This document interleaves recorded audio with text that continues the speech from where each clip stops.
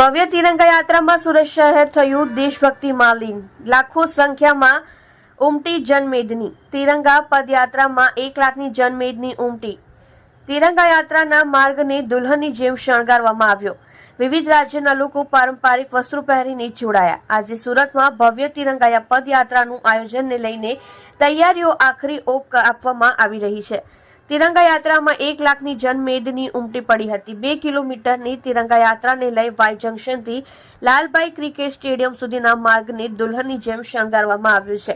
યાત્રામાં police band, અલગ અલગ વિભાગોના ટેબલો અને સાંસ્કૃતિક કાર્યક્રમનું આકર્ષણ જોવામાં મળી રહેશે. જે યાત્રામાં બીએસએફ, સીઆરપીએફ, રેપિડ ફોર્સ સહિત પોલીસના જવાનો પ્રથમ વખત સામેલ થવો જોવા મળી રહ્યા છે. તિરંગા યાત્રામાં 1 લાખની જનમેદની ઉમટી પડી છે.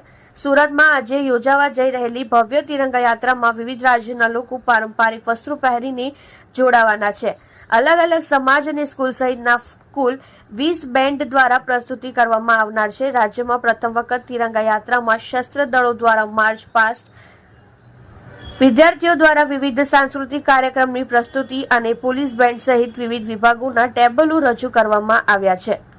સાંજે 6 વાગ્યાથી વાય જંકશન ખાતેથી યાત્રાની શરૂઆત થઈ હતી. યાત્રાને લઈ 19 ઠેકાણા ઉપર પાર્કિંગની વ્યવસ્થા કરવામાં આવી છે, જેમાં 6510 ટુ વ્હીલ, 1970 ફોર વ્હીલર અને 400 બસની કેપેસિટી રાખવામાં આવી છે.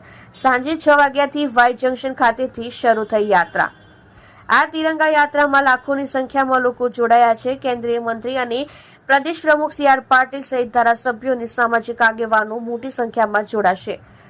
રાજ્ય ગૃહમંત્રી હર્ષ સંઘવીની આગેવાની હેઠળ તિરંગા પદયાત્રાનું આયોજન કરાયું છે. શહેર ભાજપ દ્વારા પણ બૂથ સ્તરથી આજે 5 લાખ તિરંગાઓનું વિતરણ કરવાની જાહેરાત કરવામાં આવી છે, જે દરેક બૂથ પરથી 150 તિરંગાનું વિતરણ કરાશે.